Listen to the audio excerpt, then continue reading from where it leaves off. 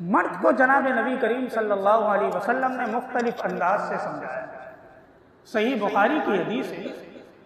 عورت کا مزاج بتایا رسول اللہ صلی اللہ علیہ وسلم۔ مزاج یہ بتایا، اگر تم زندگی کے سارا سال لگا دو اس کو خوش رکھنے کے لیے، اس کی ضروریات کو پورا کرنے کے لیے، نان نفقے کو بہتر انداز میں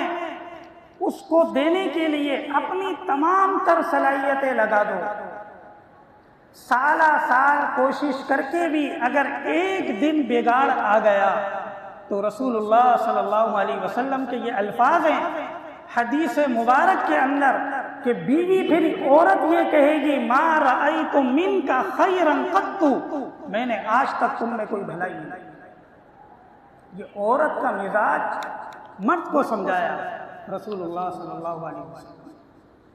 بعض لوگ یہ سمجھتے ہیں کہ یہ عورت کی برائی حدیث میں بیان کی گئی، یہ غلط فہمی ہے۔ برائی بیان نہیں کی جا رہی، مزاج سمجھایا جا رہا ہے کہ اللہ نے اس میں فطری طور پر کچھ مزاجی کمزوریاں رکھی ہیں، تم